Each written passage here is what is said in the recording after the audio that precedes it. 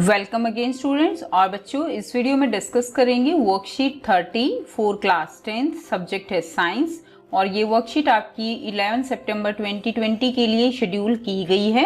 और इस वर्कशीट में हम चैप्टर 6 जो हमारा चल रहा है जैव प्रक्रम, उसी को कंटिन्यू करेंगे।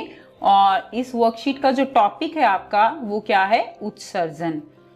तो सभी बच्चे जानते हैं उत्सर्जन क्या होता है, यानी हमारे शरीर में कुछ जो है हानिकारक पदार्थ निर्मित होते हैं, उनको उन वर्ज्य पदार्थों को बाहर निकालना क्या कहलाता है? उत्सर्जन कहलाता है। किसी भी जीवित शरीर के अंदर बहुत सारी रासायनिक अभिक्रियाएं होती रहती हैं। सभी बच्चे जानते हैं हमारे शरीर में बहुत सारी रासायनिक अभिक्रियाएं होती हैं, जिसके कारण विभिन्न प्रकार के वर्ज्य पदार्थ लगातार बनते रहते हैं। वर्ज्य पदार्थ यानी जो हानिकारक पदार्थ हैं, जो हमारे शरीर के लिए नुकसानदायक हैं। उस जीवित शरीर के लिए उन वर्ज्य पदार्थों का निष्कासन आवश्यक हो जाता है, यानी अगर हम उन वर्ज्य पदार्थों को नहीं निकालेंगे तो जो है वो हमारे शरीर को नुकसान पहुंचाएंगे। अब देखिए, एक कोशिक व बहुकोशिक जीवों में श्वसन, तो विभिन्न जंतु उत्सर्जन के लिए विविध युक्तियां करते हैं। तो एक कोशिक और बहुकोशिक जीवों में जो है उत्सर्जन कैसे होता है वो हम देखेंगे।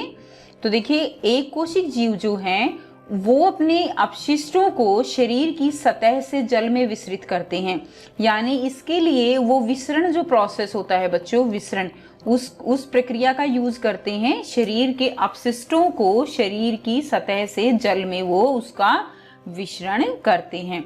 लेकिन बहुकोशिक जीव जैसा कि हमारे अंदर होता है, हम अपशिष्टों को विशिष्ट अंगों द्वारा निष्कासित करते हैं, यानी जो भी नुकसानदायक वर्ज्य पदार्थ हैं उनको शरीर से बाहर निकालने के लिए विशिष्ट अंगों का प्रयोग किया जाता है। नेक्स्ट क्या है? नेक्स्ट है मानव में उत्सर्जन, यानी हमारे अंदर यानी मानव में उत्सर्जन के लिए कौन सा तंत्र है और वो किस तरह से काम करता है वो हम पढ़ेंगे। मानव में उत्सर्जन तंत्र का मुख्य कार्य शरीर से नाइट्रोजन युक्त वर्ज्य पदार्थ जैसे यूरिया या यूरिक अम्ल का निष्कासन करना है। तो बच्चों, शरीर में जो हमारे नाइट्रोजन युक्त जो हानिकारक पदार्थ निर्मित होते हैं विभिन्न रासायनिक क्रियाओं के द्वारा, उनको शरीर से निकालना वो क्या कहलाता है? उत्सर्जन कहलाता है। जो ये तंत्र है उत्सर्जन तंत्र, इसके क्या क्या अंग हैं? तो इसमें देखिए, एक जोड़ा वृक यानी जिनको हम गुर्दे कहते हैं, किडनी कहते हैं। एक जोड़ा मूत्र वाहिनी, तो आप यहाँ पर साथ साथ चित्र में भी देख सकते हो कि ये जो है ये क्या है? ये वृक हैं। और यहाँ पर आप देख पा रहे हो कि जो बायां वृक है वो जो है दाएं वृक से थोड़ा सा कुछ इसकी पोजीशन जो है वो थोड़ी इससे ऊपर होती है। तो यहाँ पर एक जोड़ा क्या है? वृक है। एक जोड़ा मूत्र वाहिनी, तो ये जो है ये नलियां, ये क्या है? ये मूत्र वाहिनी है। एक मूत्राशय, तो ये जो है क्या है? ये मूत्राशय है। और ये मूत्र मार्ग है। ठीक है, तो ये सारे अंग जो है मानव के उत्सर्जन तंत्र में होते हैं। अब देखिए, उत्सर्जन तंत्र में सबसे पहले क्या है? वृक है। तो वृक जो है उदर यानी जो हमारा पेट है, उदर में रीढ़ की हड्डी के दोनों ओर स्थित होते हैं। तो ये जो हमारी उदर गुहिका है, ठीक है, हमने दो तरह की गुहिका पढ़ी थी, वक्ष गुहिका और उदर गुहिका। तो जो हमारी उदर गुहिका है उसमें रीढ़ की हड्डी के दोनों ओर ये स्थित होते हैं। मूत्र वाहिनी, वृक्क में निर्मित मूत्र इस नलिका द्वारा प्रवाहित होता है, तो ये क्या थी? ये मूत्र वाहिनी है। उसके बाद देखिए नेक्स्ट मूत्राशय, ठीक है, मूत्राशय यानी जो भी यहाँ पर जो मूत्र बनता है, वर्ज्य पदार्थ निकलते हैं तरल अवस्था में, वो सारे मूत्राशय के अंदर इकट्ठे होते रहते हैं। मूत्र वाहिनी द्वारा प्राप्त मूत्र का भंडारण ये करता है। उसके बाद मूत्र मार्ग से जो है क्या होगा? मूत्र का निष्कासन होता है, यानी जो मूत्र है वो जो है बाहर निकलता है। सो यहाँ पर आप डायग्राम में देख सकते हैं, ये क्या है? बाईं वृक्क धमनी है। उसके अलावा ये बाईं वृक्क जो है शिराएं हैं, ठीक है। तो इस तरह से ये क्या है? ये महाशिरा है। तो ये अलग अलग इसमें पार्ट हैं। अब देखिए, मूत्र बनने का उद्देश्य रुधिर में से वर्ज्य पदार्थ यानी जो हानिकारक पदार्थ हैं जैसे यूरिया है, यूरिक अम्ल है, उनको छानकर बाहर करना है। मूत्र बनने का उद्देश्य रुधिर से वर्ज्य पदार्थों जैसे यूरिया या यूरिक अम्ल को छानकर बाहर करना है। ये वर्ज्य पदार्थ रुधिर से वृक्क द्वारा निष्कासित होकर मूत्रवाहिनी द्वारा मूत्राशय में प्रवेश करते हैं। तो बच्चों ये यहाँ से जो किडनी है, जो गुर्दे हैं, ये इनको जो है क्या होते हैं, ये छान देते हैं और फिर जो मूत्र है वो मूत्र जो वाहिनी है इससे होते हुए मूत्राशय में मूत्र इकट्ठा होता रहता है और बाद में उसको शरीर के बाहर निष्कासित कर दिया जाता है। उसके बाद हम पढ़ेंगे वृक्काणु या नेफ्रॉन, वृक्क का निस्यंदन एकक। तो इसमें क्या होता है, तो देखिए ये जो है वृक्काणु या नेफ्रॉन है। अब इसमें क्या है और ये क्या होता है, तो ये जो हमारे जो गुर्दे हैं, वृक्क हैं, इनके अंदर जो भी क्रियात्मक इकाई है, ठीक है, जो क्रिया कर रही है, जो कार्य करती है, उसको क्या कहते हैं बच्चों, उसको वृक्काणु या नेफ्रॉन कहते हैं। और ये इसके अंदर बहुत सारे होते हैं, केवल एक नहीं होता, बहुत सारे होते हैं जो कि ये छानने का काम करते हैं। तो यानी ये वृक्काणु या नेफ्रॉन वृक्क की रचनात्मक एवं कार्यात्मक इकाई है। आपसे ये क्वेश्चन भी पूछा जा सकता है 1 मार्क में कि वृक्क की रचनात्मक और कार्यात्मक इकाई क्या है। ठीक है, तो जैसे क्वेश्चन नंबर 3 यहाँ पर आप देख भी पा रहे हो, वृक्क की कार्यात्मक इकाई क्या है, तो वृक्काणु या नेफ्रॉन ये वृक्क की कार्यात्मक और रचनात्मक इकाई है।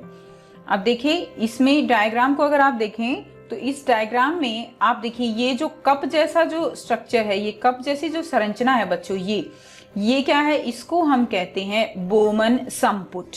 ठीक है, उसके बाद इस बोमन संपुट में कुछ इस तरह से ये उलझी हुई रुधिर वाहिकाएं हैं जिसको हम कहते हैं कोशिका गुच्छ या ग्लोमेरुलस। इसको क्या बोलते हैं हम, इसको बोलते हैं ग्लोमेरुलस। उसके बाद इसमें वृक्क की धमनी की शाखा है और वृक्क शिरा की शाखाएं हैं। जो रक्त है वो इनमें आके और यहाँ पर फिर छनता है, फिल्टर होता है। उसके बाद ये जो है वृक्क का नलिकाकार भाग है, ये इस तरह से मुड़ा हुआ भाग जो है ये सारा क्या है, नलिकाकार भाग है। उसके बाद ये यू शेप की नली यहाँ से इस तरह होती हुई फिर से ये भाग जो है ये क्या बन जाता है, इस तरह नलिकाकार भाग बन जाता है और फिर ये इस तरह से यहाँ पर संग्राहक वाहिनी है। और ये जो संग्राहक वाहिनी है बच्चों, ये जो है मूत्र वाहिनी से जुड़ी हुई है। ठीक है, और यहाँ से जो मूत्र है वो मूत्र वाहिनी से होता हुआ मूत्राशय में इकट्ठा होता रहता है। ठीक, अब उसके बाद देखिए नेक्स्ट इसमें हम करेंगे कि जो मूत्र है वो किस प्रकार बनता है, उसकी कैसे कैसे उसका निर्माण होता है। तो देखिए नेक्स्ट है मूत्र का निर्माण। शरीर में मूत्र निर्माण निम्न प्रक्रिया द्वारा होता है। फर्स्ट पॉइंट क्या है, अधिक दाब के अंतर्गत केशिका गुच्छ अति सूक्ष्म निस्यंदन द्वारा विलेय पदार्थों को बोमन संपुट में धकेलता है। तो अधिक दाब पे सबसे पहले जो रक्त है वो कहाँ आएगा, केशिका गुच्छ में आएगा और वहां पर उसका निस्यंदन यानी फिल्टर होगा बोमन संपुट के अंदर। तब रुधिर नलिका द्वारा प्रवाहित होता है जहां ग्लूकोज, अमीनो अम्ल, लवण और जल का चयनित पुनर्अवशोषण हो जाता है। तो जो रुधिर है वो हमने अभी जो डायग्राम देखा था तो उसके थ्रू जो है फिर क्या होगा, वो रक्त जो है इधर जो ये नलिकाएं हैं, ठीक है, इस तरह से जो नलिकाएं हैं इनसे होता हुआ ये क्या हो जाएगा, ये जो है छन जाएगा।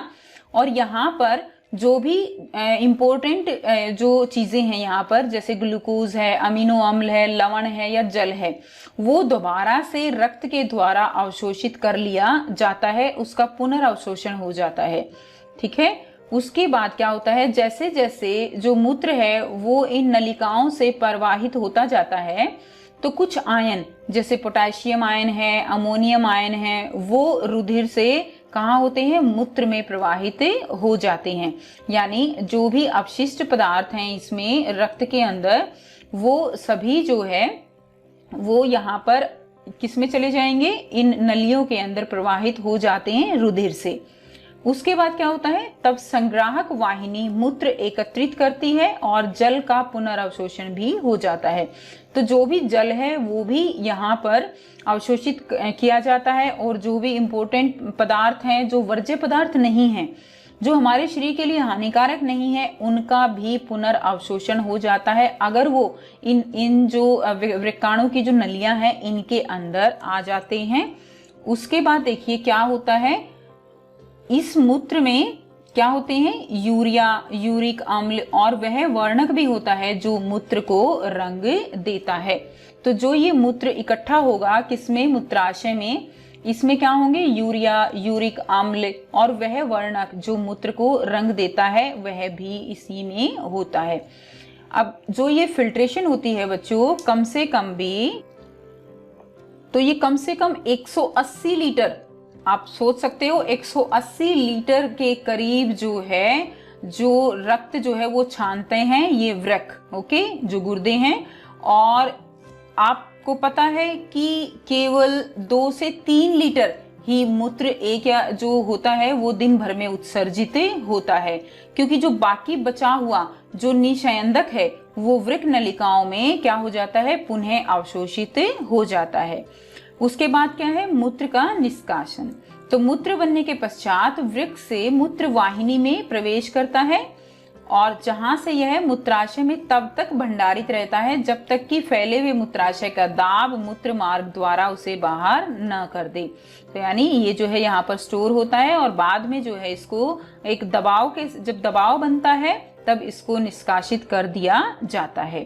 तो अब बच्चों यहाँ पर कुछ क्वेश्चन दिए गए हैं और ये क्वेश्चन जो है काफी आप कह सकते हो इजी क्वेश्चन है। अगर आपने वर्कशीट को अच्छे से समझा है तो आप इजीली सारे क्वेश्चंस के आंसर कर सकते हो। 5 क्वेश्चन है, तो आइए इनको डिस्कस कर लेते हैं। फर्स्ट क्वेश्चन क्या है, एक कोशिक जीव में किस प्रकार उत्सर्जन की क्रिया करते हैं। तो एक कोशिक जीव जो है वो किस प्रकार उत्सर्जन की क्रिया करेंगे, एक कोशिक जीव अपशिष्टों को शरीर की सतह से जल में विसरित करते हैं। उसके बाद देखिए प्रश्न 2, बहुकोशिक जीवों में उत्सर्जन एक कोशिक जीवों से किस प्रकार भिन्न है। तो बहुकोशिक और एक कोशिक जीवों में कैसे अलग अलग है, तो एक कोशिक जीवों में क्या होता है, अपशिष्टों को शरीर की सतह से जल में विसरित कर दिया जाता है, लेकिन जो बहुकोशिक जीव हैं अपशिष्टों को विशिष्ट अंगों द्वारा निष्कासित करते हैं। प्रश्न 3 क्या है, वृक्क की कार्यात्मक इकाई क्या है। तो वृक्क की कार्यात्मक इकाई क्या है, वृक्काणु या नेफ्रॉन वृक्क की कार्यात्मक इकाई है। ये हमने पीछे भी किया है वर्कशीट करते हुए।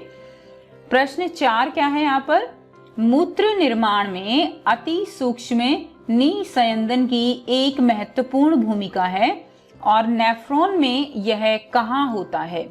देखिए मूत्र निर्माण में जो अति सूक्ष्म निस्यंदन होता है यानी जो फिल्ट्रेशन होती है, जो रक्त छनता है, तो वो कहाँ छनता है, वो नेफ्रॉन में बोमन संपुट में होता है। नेक्स्ट क्वेश्चन क्या है, मानव उत्सर्जन तंत्र का नामांकित चित्र बनाइए। तो हमने ये चित्र जो है डिस्कस कर लिया है। आप सुंदर सा चित्र जो है अपनी कॉपी में आप इजीली बना सकते हो। सो आई होप बच्चों आपको ये टॉपिक क्लियर है। फिर भी कोई प्रॉब्लम है तो आप कमेंट करके पूछ सकते हो। और अगर वीडियो अच्छी लगती है तो लाइक शेयर जरूर कीजिए, चैनल को सब्सक्राइब कीजिए और बेल आइकन भी प्रेस कर लीजिए ताकि हर बच्चे को जो वीडियोस आती हैं उनकी नोटिफिकेशन मिलती रहे। So thanks for watching.